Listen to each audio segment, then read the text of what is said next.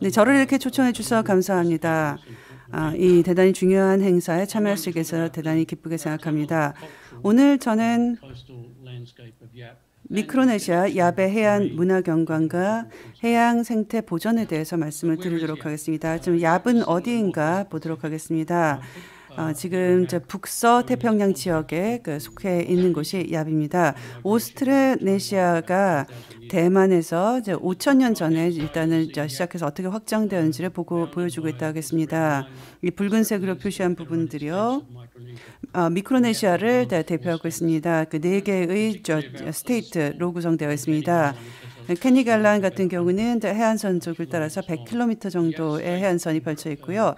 얍 스테이트는 여러 도서 지역을 포함하고 있습니다. 400-500km 정도를 출구 지역을 향해서 펼쳐져 있습니다. 미크로네시아 같은 경우는요, 5개의 국가의 연합을 하고 있습니다. 그 연방제, 미크로네시아 연방을 구성하고 있습니다. 저기 섬들이 각각의 폴리네시아, 멜라네시아 등등의 국가들을 보실 수 있습니다. 지도에서. 자, 그러면은 저는 제가 가장 좋아하는 주제라고 말씀을 드려야 될 것 같은데요. 오스트로네시아의 문화유산과 정체성에 대해서 말씀을 드리도록 하겠습니다. 여기서 제가 어떠한 특성들을 발견할 수 있는가, 뭐 언어라든가 도자기라든가 이런 부분들에 대해서 표시를 했는데요. 저는 언제나 어업 관행이 굉장히 중요하다라고 말씀드립니다. 오스트로네시아 지역 전체를 관통하고 있는 태평양과 오세아니아를 관통하고 있다고 생각하는데요. 이들의 문화유산과 정체성에서 대단히 중요한 부분을 구성하고 있다라고 생각합니다. 네, 죄송합니다. 피터 벨우드가 미크로네시아, 오스트로네시아가 어떻게 처음에 대만 밖으로 확장해 나간지를 설명하고 있습니다. 이는 양식과 보호된 그네의 어업에 가장 유리한 환경을 찾아내기 위한 것이었다라고 이야기하고 있습니다. 따라서 그 어업은 대단히 중요한 부분으로서 간주되고 있다고 생각하고요. 그런 부분을 대단히 중요하다는 점을 강조하면서 시작하고 싶습니다. 유산, 무형유산과 정체성에 있어서 오스트로네시아에서 대단히 중요하다는 말씀을 드리는 것을 시작하고 싶습니다. 오스트로네시아 사람들은요, 매우 뛰어난 뱃사람들이었습니다. 그래서 오세아니아 전역에 걸쳐서 무역과 조공 네트워크를 구축했다고 생각합니다. 얍은 바로 여기 안에서 훌륭한 무역 네트워크를 구성했던 사람입니다. 팔라우와도 무역을 했고요. 돌화폐를 팔라우에서 채석해서 얍으로 옮겨왔습니다. 현재 13,000개 정도의 돌화폐 레이가 발견되고 있습니다. 이게 600bp 정도에서 시작해서요. 1930년대까지 이어지고 있습니다. 전통적인 카누나 배를 타고서요. 450km를 운항을 했다라고 알려지고 있습니다. 또 얍 사람들은 굉장히 문화적인 역사에 대해서 깊은 연결성을 가지고 살아가고 있다고 생각합니다. 그래서 춤과 선창을 하는 것들을 통해서 이러한 연결성을 유지하고 있습니다. 특별한 날이라든가 조상들을 기념하기 위해서 춤을 추고 선창을 합니다. 청년들이 함께 나와서 행사 활동들을 하고요. 또 얍에서는 여러 가지 즉흥의 선창을 하고 있습니다. 지금 여기서 보시는 것처럼요. 밤에 선창을 하는 의식들을 진행하고 있습니다. 자, 그러면 그 다음으로는 물고기 어살, 통발과 같은 형태인데 그 어살에 대해서 말씀을 드리도록 하겠습니다. 지금 녹색으로 보이는 것들이 4개의 섬을 다 보여주고요. 화산섬입니다. 흰색으로 표시되어 있는 부분들은요.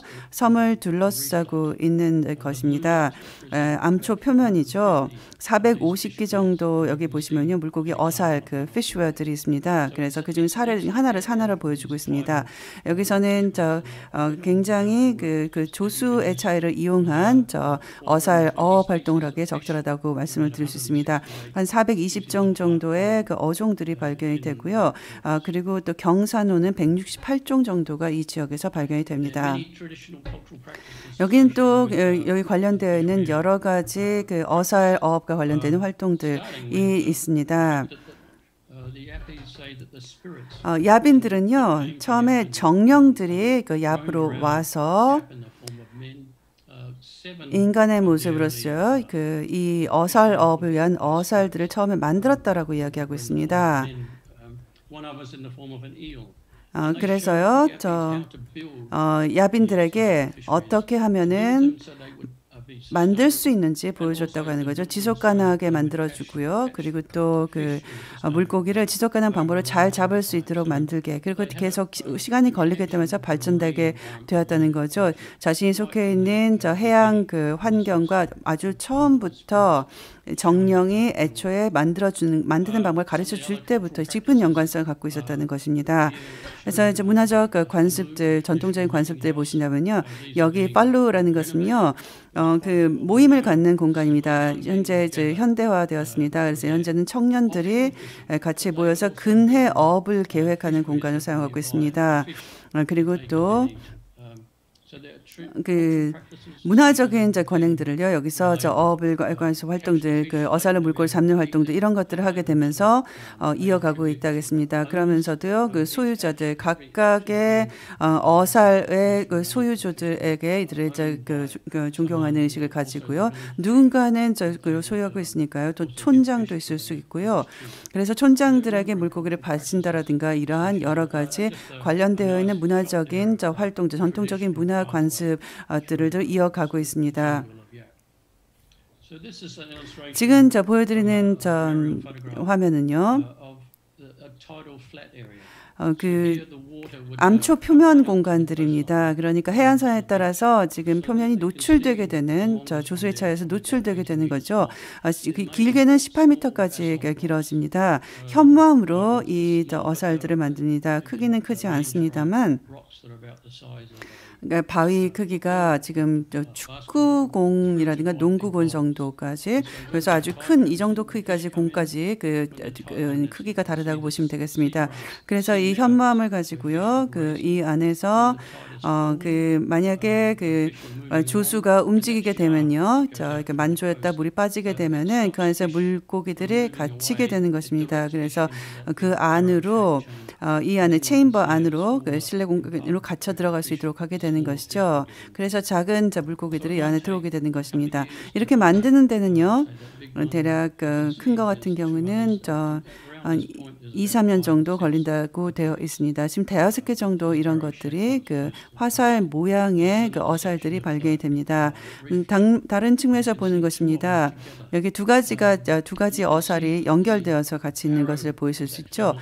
화살이 이 샤프트 모양으로 되어 있는 것을 보실 수 있는데요. 왜냐하면은 물고기가 이 화살표 모양을 따라서 이렇게 들어오도록 해서요. 갇힐 수 있도록 용이하게 만들 수 있도록 샤프트 안에서 갇힐 수 있도록 용이하게 만들기 위한 것을 목적으로 하고 있는 것이기 때문에 그렇습니다. 그래서 물고기 같은 경우는 그 안에 들어오게 유도할 수 있고요. 물고기 떼가 그 안에 들어가 있는 경우도 발견될 수 있습니다. 2009년, 2010년 정도에요. 저희가 이 문서화 작업을 했었습니다. 그래서요, 45번에 걸쳐서 조사를 시행했습니다. 여러 가지 그 어살들의 스타일에 대한 연구를 진행했습니다. 해안선에 따라서요, 지금 이쪽에 미들샤프트 모양에 있는 것들도 볼 수 있고요. 서로 그 어살들이 연결되어 있는 것들, 이 해안선에 가까이 자리 잡고 있는 것을 볼 수 있습니다. 미들샤프트 모양으로 여기 있는 것들처럼요, 구축되어 있는 것도 있습니다. 이것은 좀 더 암초 표면 쪽에서 좀 더 바깥쪽으로 나가서 지어졌다고 보시면 되겠습니다. 이 모양은 상당히 흥미롭죠. 이것은 연못 비슷한 물고기 연못 비슷합니다. 그럼에도 불구하고 그 화살촉 모양을 유지하고 있습니다. 여기서 그 트랩 모양으로 사람들을 물고기들 끌어들이는 샤프트 되는 것은 아닙니다. 그래서 그 만조가 들어왔다가 나가게 되면은 물고기가 갇히도록 되어 있는 것입니다. 그러면서 어살과 같다라고 하기는 좀 어렵고 다른 경우 같으니 어살의 모양 자체가 물고기가 갇힐 수 있도록 들어와서 갇힐 수 있도록 하는 것이 있습니다. 지금 보시는 것들은요. 다른 측면, 이 그 작은 섬의 그 다른 면에서 촬영한 것입니다. 그 보여드린 것과 다른 반대쪽 면이고요.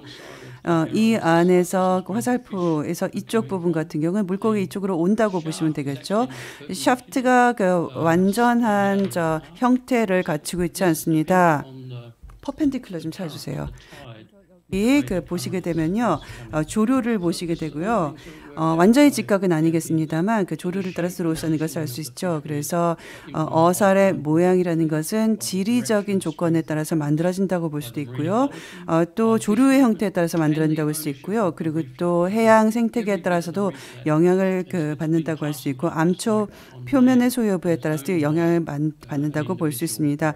개인이 소유할 수도 있고요. 또 국가의 소유일 수도 있기 때문에요. 각각의 어살 같은 경우는 누군가 소유할 있을 수 있는 상당히 그 소유권의 문제에 있어서 복잡할 수 있을 만한 체제를 갖추고 있습니다. 2010년에 저희의 그 연구 조사 작업을 통해서요. 어떻게 그 작은 저희 컴파트먼트 형식으로 해서요. 그 초가집 같이 그 집을 만드는 것을 볼 수 있었습니다. 그래서 물고기가 들어와서요. 워시 아웃 될 수가 있기 때문에요. 거기서 물고기가 갇혔을 때 그냥 익혀져 버린 상태에 막힐 수 있도록 하기 위해서 지붕을 씌운 것을 볼 수 있습니다. 자, 이 부분 대단히 중요합니다. 왜냐하면 엣지 부분에 있어서 그 야빈들이 열어주는 것을 볼 수 있습니다. 이런 표현인데요. 물고기들이 들어왔다 나갔다 할 수 있도록 하는 것입니다. 집처럼 편하게 느낄 수 있도록 하게 하죠. 이게 완전히 닫게 되면 이틀인데요. 그렇게 되면 닫겠습니다. 여기 샤프트 이쪽 끝에서 열어두고 있습니다. 오픈업하는 이유는요. 완전히 캐치하지 않도록 하기 위한 것입니다. 지속 가능성을 보여주고 있는 사례라고 합니다. 물고기가 들어올 수 있고요. 그 안에서 유유롭게 놀다가 먹고 나갈 수도 있습니다. 집안처럼 편하게 느낄 수 있다는 거죠. 그리고 그 트랩 안에 들어가서 잡히게 되는 수도 있는데 그럴 땐 깜짝 놀라게 되겠죠. 제가 말씀을 드렸던 거죠. 물고기 잡이는 다 액티브하게 능동적으로 그리고 패시브하게 수동적으로 진행되는 것입니다. 그리고 이 안에서 통합되게 되어 있습니다. 그리고 또 이 해수면 이하로 봤을 때는요, 이게 벽면이 되는 거죠.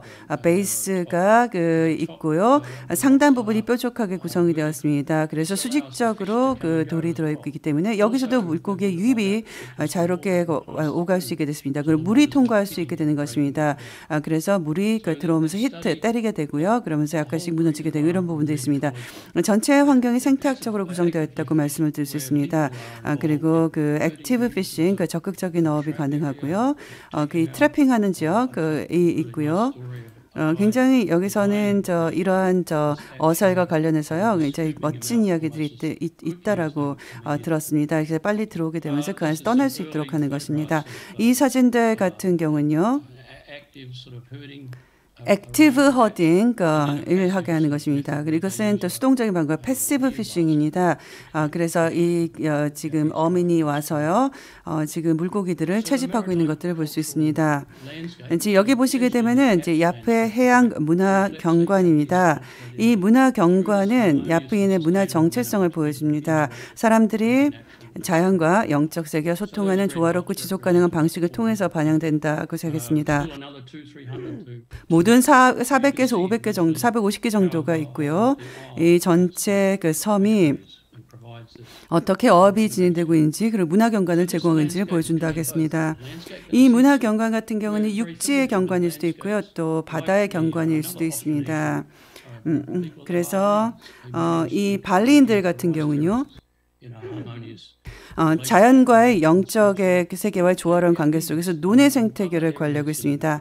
야프인이라든가 다른 오세아니아 지역의 사람들은요, 어업을 진행하는데 연안 낚시를 할 때 이와 유사하게 자연과 영적 관계들과의 조화로운 관계 속에서 어업을 관리하고 있습니다. 이게 단지 육지의 경관만이 아니라 바다의 경관에서도 효과적인 관리가 가능하다라고 하는 거죠. 그래서 어업에 있어서요, 대만에서도 유사한 예를 볼 수 있습니다. 그래서 대만에서는요, 바다는 그들의 밭이고 물고기는 그들의 작물이다라고 하는 표현이 있습니다. 이게 펑후 어살에 관련된 표현입니다. 그래서 어살 낚시 같은 경우는 사람들이 물고기의 움직임들을 보면서요, 연구를 하고 있고요. 그리고 또 이런 것들이 반영이 되어 있습니다. 여러 가지 문화와 관행들을 보여주고 있다고 생각합니다.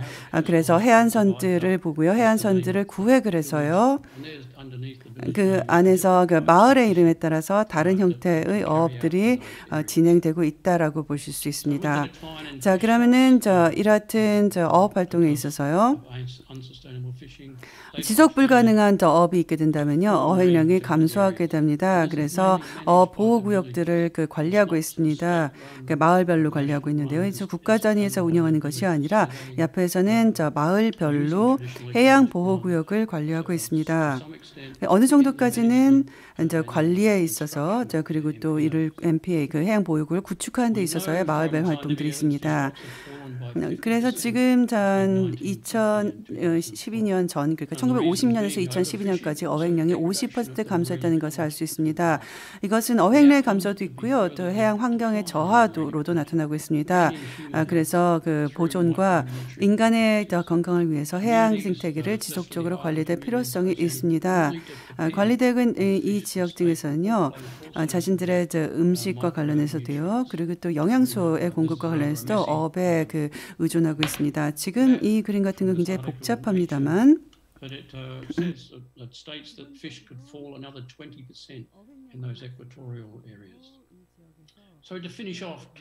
추가적으로 어획량이 20% 감소할 수 있다는 것을 더 보여준다 하겠습니다.